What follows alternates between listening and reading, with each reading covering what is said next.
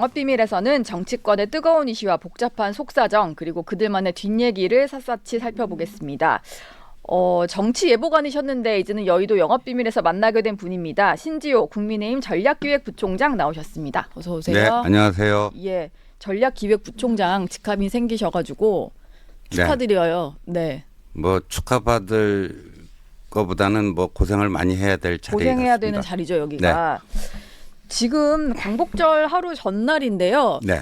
초유의 이제 반쪽짜리 행사가 되게 생겨서 이게 좀 이거 해결하는 게 문제인 것 같은데 김영석 신임 독립기념관장을 두고 이게 뉴라이트다 뭐 이런 공방이 벌어지고 있는 상황이잖아요. 네. 근데 보니까 신지호 부총장께서 글 올리신 거를 제가 봤는데 네. 뭐 지난해에도 이종찬 광복회장 찾아가서 뭐 설득하시고 뭐 이런 여러 가지 좀 역할을 하셨더라고요. 네. 이 뉴라이트 논란 지금 왜 벌어지고 있는 건가요? 그러니까 2004년 11월에 자유주의 연대라고 하는 그러니까 전향 당시에는 386이라고 불렀어요. 예. 요새는 뭐 586 뭐 이런 전향 386들이 자유주의 연대. 그래서 그건 뭐냐면 보수의 이념을 기존의 반공주의가 아니고 예. 자유주의로 바꾸자. 그래서 네. 단체 명칭도 자유주의 연대라고 제가 정한 거거든요. 예. 그래서 그런 흐름을 그 당시에 동아일보가 뉴라이트라는 표현으로 이렇게 그 정의를 해줬어요. 네. 그런데 제가 그러니까 뉴라이트 운동에 깃발을 든 사람인데 김형석이란 분은 네. 요번에 처음 알았습니다. 제가 관련했던 뉴라이트 운동에 어떤 그 관여했던 사실이 전혀 없습니다. 예. 사실 뉴라이트 인사라고 할 것 같으면 신지호 의원이 모를 리가 없을 텐데 네. 모르셨다는 그리고 거네요? 제가 이런 뭐 그 근현대사 관련 평가를 어떻게 할 것인지 다 활동에 참여해 왔는데 처음 보는 분이에요. 예. 그러니까 그런 분을 뭐 뉴라이트다 뭐 이렇게 딱지를 붙여갖고 뭐 하고 광복회가 그저께인가요? 무슨 보도 자료를 통해서 뉴라이트 식별법 9가지 예. 어이가 없더라고요. 뭐 이렇게 하면 뉴라이트다. 예, 어이가 없고. 마치 뉴라이트는 그 뉴라이트 이꼴 친일이다 뭐 이런 예, 그러니까 짜는 가장 거. 나쁜 것들만 본인들이 자의적으로 골라가지고 왜곡을 한 거죠. 예. 왜곡을 한 건데 이제 네. 광복회라는 단체가 법정 단체입니다. 그리고 굉장히 중요한 단체인데 과거에 보면 이제 반민족 그 연구소라는 곳에서 그 좌파 운동권 인사들이 모여갖고 친일 인명사전이라는 걸 만들어갖고 굉장히 잘못된 것들도 많아요. 예. 친일이라는 딱지를 붙여요. 근데 팩트가 아닌 것도 굉장히 많았거든요. 네. 똑같아요. 어떻게 광복회라고 하는 법정 단체가 저렇게 할 수가 있을까? 제가 좀 한마디로 요즘 유행하는 얘기로 어이상실이었습니다. 어이상실. 그런데 이제 독립기념관장 뭐 물론 중요한 자리고 대통령이 임명하는 자리입니다만 이 독립기념관장 임명 하나를 가지고 갑자기 뭐 건국절 논쟁, 뉴라이트 친일 공방 이런 게 벌어지더니 경축식도 참석 안 하겠다. 뭐 이렇게까지 번져서 이게 이럴 일인가라는 생각은 좀 들더라고요. 그래서 제가 오죽했으면 1년 전에 있었던 그 뭐 어떻게 보면 비화인데 예. 그거를 뭐 비화는 뭐 굳이 공개할 필요가 없지 않습니까? 근데 네. 하도 말도 안 되는 주장을 이종찬 광복회장께서 하시길래 제가 그 비화까지 어쩔 수 없이 공개를 한 거고요. 1년 전에도 비슷하게 이렇게 반쪽이 될 뻔한 위기가 있었고 그때 역할을 하신 거죠? 예, 맞습니다. 예. 그리고 그때 다 이미 합의가 됐었어요. 그때도 건국절 예, 가지고 건국 논란이 있어요. 문제를 뭐 19년이냐 48년이냐 뭐 이 문제를 가지고 뭐 있었고 자꾸만 왜 이승만 대통령에게 건국 대통령이라고 하는 칭호를 붙이는 것 자체를 이종찬 광복회장은 아주 극혐이에요. 예. 그래서 이제 제가 그 네이션 빌딩이라고 하는 개념을 발견하고 그걸로 하면 이게 양측이 다 봉합이 되겠다 해서 그래서 잘 끝났어요. 예. 그리고 지난번에 광복회장 이제 지난해 경축식 때도 이종찬 회장도 그 네이션 빌딩 얘기하셨던 것 같은데요. 아, 맞아요. 예. 그리고 그렇게 해갖고 작년에 이제 잘 끝났고 그 이후에 특별한 사정 변경이 없지 않습니까? 네. 그런데 왜 느닷없이 건국절을 이 윤 정부가 무슨 자정하려고 하는 물밑 뭐라도 있었네? 전혀 없어요. 제가 아는 바로는. 네. 그리고 실제로 없다고 저 대통령실도 좀 확인을 했잖아요. 근데 왜 없는 걸 갖고 그래요? 그러니까 요만한 작은 걸 가지고 크게 부풀려서 얘기하는 걸 침소봉대라고 하는데 네. 없는 거를 있다고 하는 게 날조거든요. 아. 날조예요. 광복회장이란 분이 어떻게 이렇게 날조를 하세요? 아, 약간의 사실을 좀 부풀린 것도 아니고 네. 아예 없는 거를 있다고 주장하는 상황이다. 그래서 뭐 일부 언론에서 뭐 그런 분석을 하는데 사실은 그거는 명분일 뿐이고 그 독립기념관장 자신이 미는 사람이 안 됐다 해서 거기에 대한 불만, 목리를 이런 식으로 표출하는 거 아니냐. 근데 인사 문제만 갖고 얘기하기에는 뭐 광복절 참석을 거부하고 하기에는 명분이 너무 취약하니까 예. 느닷없는 건국절 이거를 끄집어 들어서 이렇게 하는 거 아니냐 하는 분석이 있는데 전 그 분석이 상당히 그럴듯하다. 근데 이런 해석도 있던데 홍범도 장군 흉상을 뭐 육사에서 철거하는 뭐 이 문제를 두고 그때도 약간의 이제 갈등이 있었다 보니까 있었죠. 그게 지금까지 이어지는 거다. 아니 근데 이런, 그거랑 네. 이 8.15는 다른 문제 아닙니까? 저는 이제 홍범도 장군에 대한 평가 그거는 또 그거대로 여러 가지 뭐 논의가 있겠지만 그 문제를 왜 여기다 끌어들이죠? 그 예. 뒤끝 부리는 거죠. 만약에 그렇다면은. 네. 이게 근데 문제는 뭐 일단 오늘이 바로 이제 하루 전날 광복절 하루 전날이고 내일은 경축식이 열리는 날인데 정말 이대로 참석도 안 하고 반쪽이 될 거냐. 근데 광복절에 광복회장이 없는 걸 전 본 적이 없어가지고 한 번도 없었어요. 1965년에 광복회가 생긴 이래 만약에 내일 이제 안 나오시게 되면 처음인데 근데 이 이종찬 광복회장이요. 1919년이 대한민국 원년이다 이런 표현을 아주 강조를 합니다. 예. 그리고 그 연호를 써요 광복회 문서에. 근데 그게 이제 문재인 대통령이 취임 해서요. 그러니까 1919년 100년이 이제 2019년이잖아요. 예.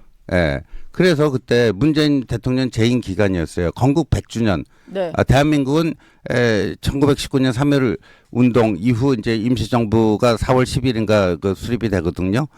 그때다 이렇게 얘기를 하잖아요. 그래서 제가 그게 되게 무슨 뭐 이쪽을 저희 보수 진영을 친일로 이렇게 낙인 찍으면서 자기들은 뭐 애국자라는 그 코스프레를 하고 싶어 갖고 그런 식의 표현을 쓰는데 제가 어제 지적을 했잖아요. 예. 말도 안 되는 얘기거든요. 예를 들어서 건국이라는 것은 독립을 해야지 건국을 하는 거 아닙니까? 예. 1910년에 우리가 일본에게 합병돼 갖고 국권을 상실한 거 아닙니까? 네. 근데 1910년에 국권 상실 식민지 시대 일제 강점기가 시작이 됐는데 1919년에 독립을 해서 건국을 했으면 일제 강점기가 9년이에요?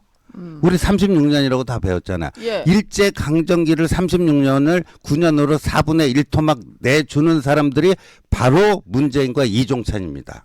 이게 이어지는 과정인데 마치 1919년이 건국의 원년이다 이렇게 해버리면 네. 일본 입장에서는 정말 일제 강점기를 9년만 했던 걸로 그렇죠. 확 줄여주게 되는 꼴이군요. 제가 일본에서 유학했잖아요. 예. 그 일본 사람들하고 저한테 한번 거기에 대해서 묻더라고요. 그래서 예. 이런 팩트만 설명을 해줬어요. 그때 네. 그 사람들 중에 한 사람이 그 좀 우익 성향의 그 학자가 있었는데 네. 눈이 초롱초롱해지면서 그러면 이거 대단한 뭐가 변화가 있겠네요. 오히려 면죄부를 주게 면죄부를 되는 주는 거예요. 꼴이네요. 그러니까 무슨 뭐를 좀 이렇게 주장하려면 그 동서남북도 좀 살피고 예. 이것이 몰골 파장 뭐 국제적인 관계 그분들은 뭐 죽창가 부르면서 틈만 나면 뭐 자기들 마음에 안 드는 사람 친일파로 낙인 찍으려고 하는데 일본 극우파들이 그렇게 환호작약할 황당무계한 논리를 만들어 갖고 지금 설파를 하고 자기들은 애국자라고 하고 있잖아요. 예.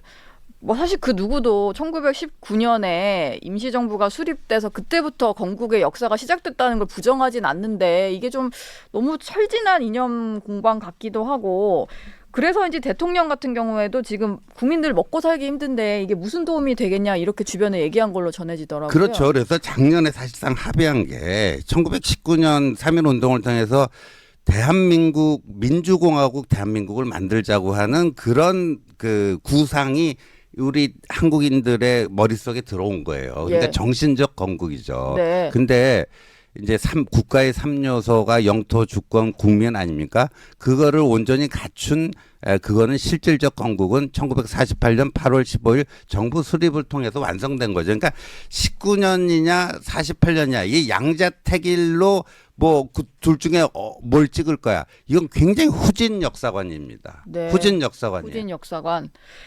지금 대통령실에서는 뭐 시민사회 수석이나 뭐 비서실장 이런 분들이 이종찬 회장을 좀 설득하려고 만나거나 연락을 취하는 걸로 알려져 있는데 뭐 지난해에도 물밑에서 좀 접촉을 하셨다라고 얘기를 하셨으니까 근데 이번에는 뭐 그 정도까지 나서도 해결이 안 될 것 같으면 대통령이 좀 직접 연락을 해야 되는 상황인가 이런 생각도 좀 들어요. 두 분의 관계가 이제 좀 워낙 오래된 관계이다 네, 보니까 워낙 오래되고 뭐 대통령께서 사석에서 이제 이종찬 회장께 아버님이라고 왜냐하면 중마고의 아버지잖아요. 예. 그런데 지금 그렇게 사적인 관계로 풀기에는 너무 나가버린 것 같아요. 이종찬 회장께서요. 예. 너무 나가버리셨습니다. 너무 나갔으니까 수습이 좀 힘들 거라고 보시는 것 같네요. 네. 아마 반쪽이 되겠어요, 그러면. 아 그래도 이제 지금이라도 뭐 좀 차분하게 생각하시고 예. 판단해 보면 아마도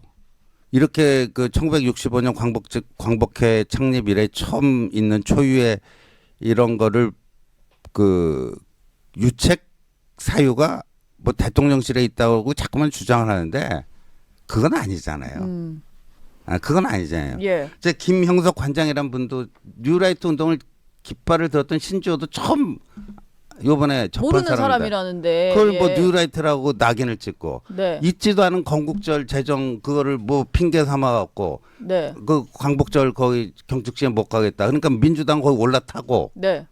이게 뭐예요? 지금 근데 국민의힘 같은 경우에는 뭐 이번 주에 회의가 없긴 했습니다만 김경수 전 지사의 복권에 대해서는 한동훈 대표도 뭔가 언급을 했는데 이 부분에 대해서는 구체적으로 말을 하지 않고 있어요. 그래서 국민의힘이 너무 침묵하는 거 아니냐. 물론 지금 신지호 부총장이 나와서 말씀을 해주고 계시지만 혹시 뭐 한동훈 대표 차원에서 여기에 대해서 좀 언급할 그게 왜 가능성은- 그러냐면요. 예. 한동훈 대표하고도 이 문제 가지고 좀 얘기를 했는데 김형석이라는 사람을 저도 처음 접한 사람이에요. 예. 처음 접했어요. 그러니까 이 어떤 8.15를 역사적으로 어떻게 볼 것인가, 뭐 1919년, 1948년 이걸 어떻게 볼 것인가 이런 거는 바로바로 입장을 낼 수 있어요. 네. 한동훈 대표도 뭐 거기에 대해서는 입장이 정리돼 있습니다. 그런데 김형석이라고 하는 특정 인물에 대한 평가는요 네. 모르잖아요. 제가 우리 노은지 부장을 오랫동안 알았기 때문에 노은지 부장 어디서 얘기 나면 아 그분은 이런 분이다 설명할 수가 있는데 네. 처음 접하는 사람에 대해서 설명할 수가 있나요? 그러니까 파악하는데 시간이 걸리는 거예요. 예. 근데 이종찬 회장의 어떤 지금의 이렇게 불참하겠다라고 하는 그거에 대해서는 좀 언급을 할 수 있는 거 아닐까요? 어제 언급했는데요. 예. 국민 눈높이 뭐 얘기하는 아니 거요. 그 어제 네. 그런 문제로 네. 인사에 대한 찬반 의견은 있을 수 있으나 그건 있을 수 있죠. 예. 그거를 가지고 불참하겠다라는 것은 안 된다. 그건 말이 안 된다. 납득하기 어렵다. 저희 대표가 그 얘기했습니다. 예. 네. 오늘도 혹시 뭐 요거 관련해서 나올 수도 있겠죠. 메시지가 네. 나올 수 있습니까? 김경수 전 지사는 결국 복권이 됐는데 한동훈 대표가 더 이상 얘기하지 않겠다고 하면서도 이제 공감하기 어렵다고 생각하는 분들이 많을 거다. 네. 좀 나는 반대다. 이게 좀 명확히 했다라는 해석인데요. 이게 좀 당내에서 파장이 이어질까요? 아니면 어제부로 끝났다 이렇게 봐야 될까요? 매듭이 지어졌다고 봐야 될 것 같습니다. 네. 이제 당원 게시판은 계속 난리잖아요. 예, 그 당원 게시판 그런데 이제 대표를 비롯해서 주요 당직자가 이 문제에 대해서 더 이상 언급하는 것은 좀 그렇다고 보고요. 왜냐하면 일단락이 됐잖아요. 예. 그러니까 저는 사실 그 왜 대통령 고유 권한인데 여기에 대해서 왈가왈부를 하느냐. 그런 발상은 이해할 수가 없어요. 왜냐하면 그 대통령 고유 권한이지만 최종 결정을 대통령이 하시기 전까지는 의견 개진을 할 수 있는 거 아닙니까? 예. 그게 이제 전당대회 과정에서 한동훈 대표가 공약을 했던 수평적 건강한 당정 관계입니다. 예. 입봉하고 있으면 그게 뭐예요? 그리고 그 고유권이니까 니들은 입 닥치고 있어라. 그거야말로 전체주의적 독재자적 발상인 것이고요. 예. 그래서 의견 개진을 했는데 대통령이 최종 결정을 하셨잖아요. 네. 그러면 그걸로 뭐라고 하겠습니까? 뭐 의견은 전달했는데 수용이 안 된 거니까 더 이상 뭐 말할 필요도 없고 네. 말하지 않겠다. 네, 그래서 많은 언론에서 유난 갈등, 4차전 어쩌고 저쩌고 막 하는데 그거는 그 언론의 표현이고 예. 그렇게 될 일은 없습니다. 근데 지금 그 당원 게시판도 날리고 보수 지지층에서는 본인의 뭐 혐의도 인정하지 않고 심지어 대법원 확정 판결이 났음에도 불구하고 인정도 하지 않고 사면될 때도 뭐 원치 않는 선물이다 이런 표현을 쓰면서 뭐 달가워하지 않았던 김경수 전 지사를 굳이 왜 복권까지 해줘야 되냐 이런 불만들이 꽤 있잖아요. 지지층 사이에서는 왜 했을까요, 대통령? 그것까지는 제가 알 수가 없고요. 예. 대통령 마음을 제가 관심법으로 얘기할 수도 없는 거고요. 네. 이제 다만 이제 이 지지층들의 그런 반대를 넘어선 분노 표출이거든요. 예. 그거를 저희가 안고 가야 되죠. 그 숙제가 됐어요. 숙제가 됐고 네. 저는 되게 좀 아쉬운 게 이 김경수 복권 결정을 내면 정치적인 타격을 가장 크게 입을 사람이 누구겠는가? 저는 대통령이라고 생각했거든요. 네. 예. 정치적 타격. 근데 또 혹자는 이재명 전 대표일 거다. 뭐 이런 얘기도 저는 아니라고 하잖아요. 봐요. 아닙니까? 아니라고 네. 보고 김경수 복권으로 정치적 활동을 시작하게 되면은 야권 분열이 아니라 야권 파이가 커질 겁니다.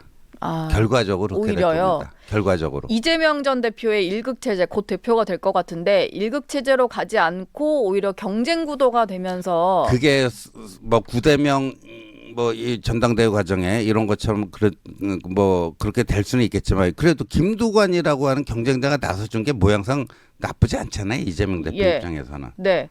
그럼 김경수라는 그 경쟁자가 생겼다 해서 저는 그게 흔들릴 것 같지는 않거든요. 9대명이. 예. 예. 그리고 그런 효과도 좀 있는 것 같은데 김경수 전 지사가 일단 드루킹 사건으로 어찌 보면 그 지사직도 놓아야 했고 정치인으로서는 좀 상당한 타격을 입었는데 이번에 좀 체급이 많이 높아진 것 같아요. 관심을 받으면서 복권이 되다 보니까. 그게 높아졌는데 예. 과연 이재명을 대체할 수 있는 대체제가 될 것인가에 대해서는 저는 좀 물음표입니다. 물음표고. 예. 네. 그리고 김경수 전 지사가요. 예, 그 엄청난 일을 저질렀음에도 불구하고 정말 요만큼의 어떤 반성과 성찰이 없잖아요. 네. 예, 제가 봤을 땐 국사법입니다. 예. 3.15 부정선거했다고 그래갖고 이승만 대통령은 사실 그 3.15 부정선거의 진실은 이승만 당선보다는 부통령이던 이기붕 당선을 위한 여러 가지 부정과 조작이었는데 근데 이승만 대통령은 책임지고 하야를 했잖아요. 네. 하와이에서 쓸쓸한 말년을 보냈잖아요. 예.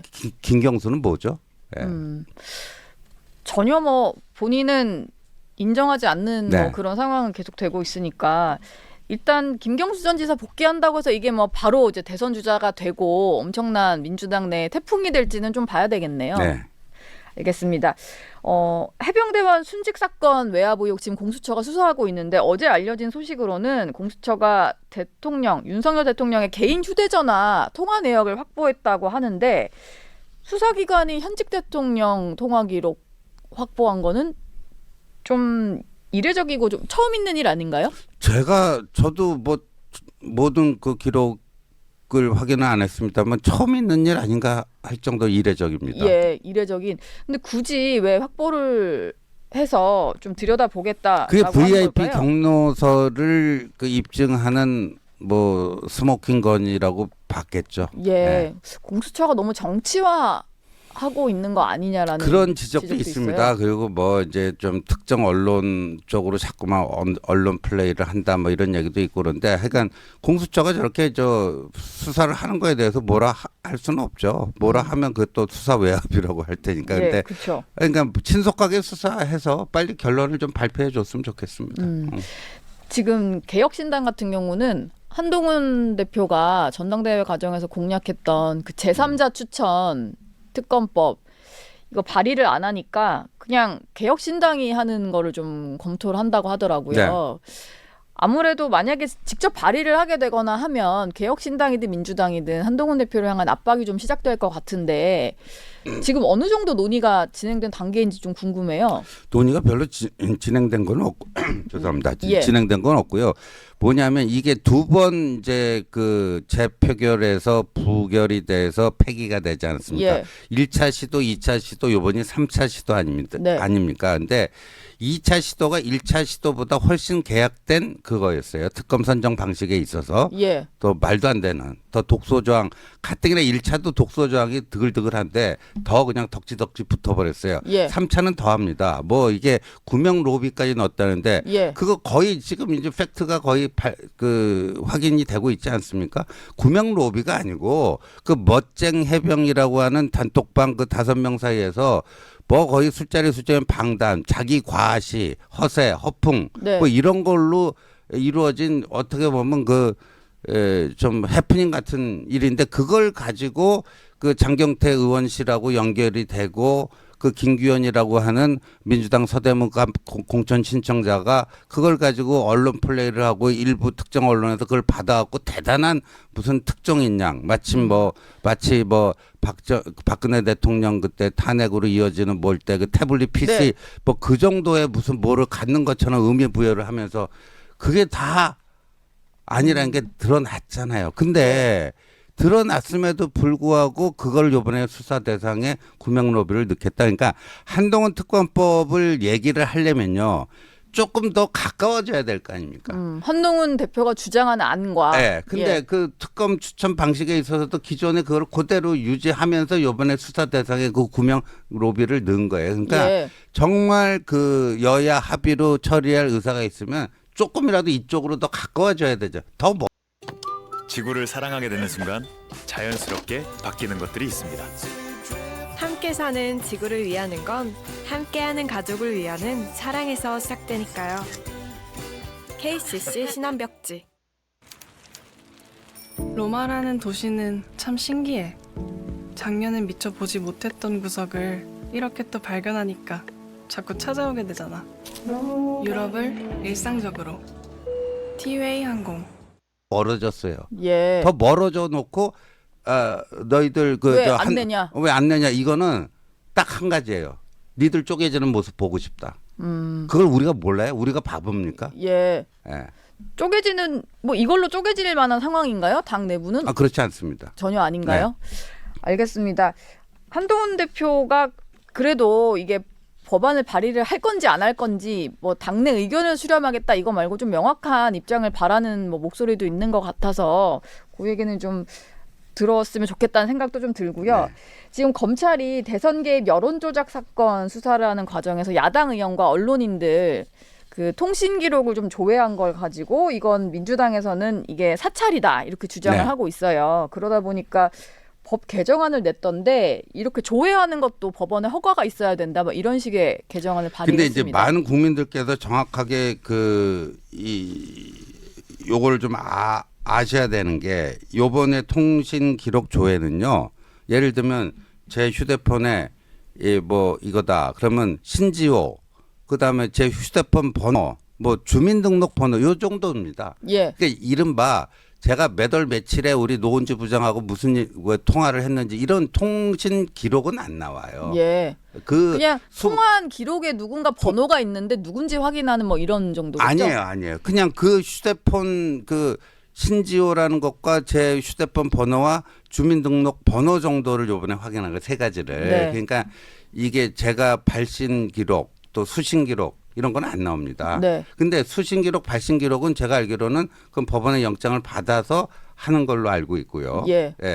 그리고 이거는 영장 없이 할 수 있는 건 그 정도 세 가지 정도를 파악하는 건데, 근데 저는 이제 검찰에서 굉장히 많은 사람들을 했더라고요. 근데 네. 굳이 뭐 그렇게 많은 사람들을 했어야 될 이유가 뭔지는 모르겠어요. 근데 그 세 가지를 한 거예요. 예. 근데 이제 통신 기록 조회를 했다니까 누구랑 그 통신 기록 저도 조회 당해 봤거든요. 네. 그럼 몇 월 며칠 몇 시에 몇 시 몇 분 몇 초부터 뭐 몇 분 몇 초 동안 누구랑 통화했다. 그게 내가 건 건지 받은 건지 이런 게 다 나오거든요. 예. 그거 요번에 조회한 건 아닙니다.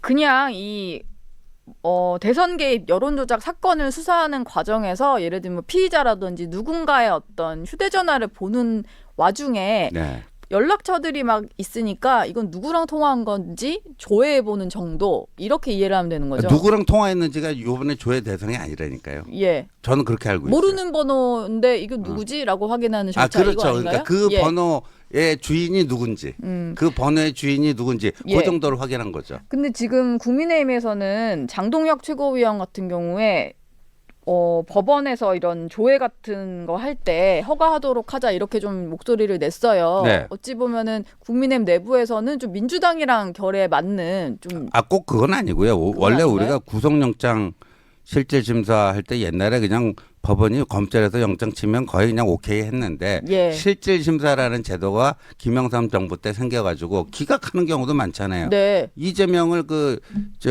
기각을 했잖아요. 이재명 구속영장을. 네. 예. 그것처럼 그 실질 심사 제도가 생기는 것처럼 요것도 그렇게 하자라는 그런 취지니까 그거는 뭐 하도 이제 이거 갖고 정치적인 공방이 막 왔다 갔다 하니까 뭐 그거는 그렇게 할 수 있다고 봐요. 예. 근데 이런 식으로 통신정보 조회하는 좀 간단한 절차까지 다 영장 받아서 하자 이러면은 수사에 좀 지연이 벌어질 것 같기도 하거든요. 물론 무분별하게 조회하는 건 문제입니다만. 그렇죠. 예. 근데 아까 얘기한 그 세 가지 정도 뭐 확인하는 것도 영장이 필요하다. 뭐 그건데. 예. 근데 뭐 세 가지 정도 확인하겠다는데 뭐 법원에서 굳이 그걸 뭐 기각하고 안 들어주고 그러지는 않을 것 같아요. 예. 알겠습니다. 조국혁신당의 조국 대표 같은 경우는 본인도 뭐 조회 대상이다 이러면서 검찰이 마치 윤석열 대통령의 개인 집사다 뭐 이런 식의 주장을 펴는데 이건 좀 어떻게 봐야 될까요? 이게 집사라는 표현이 너무 과도하게 나간 거고요. 예. 어떻게 뭐 그거를 이렇게까지 표현할 수 있을까 좀 의아합니다. 예. 알겠습니다. 신지호 국민의힘 전략기획부총장과는 여기서 인사 나누겠습니다. 고맙습니다. 네, 고맙습니다.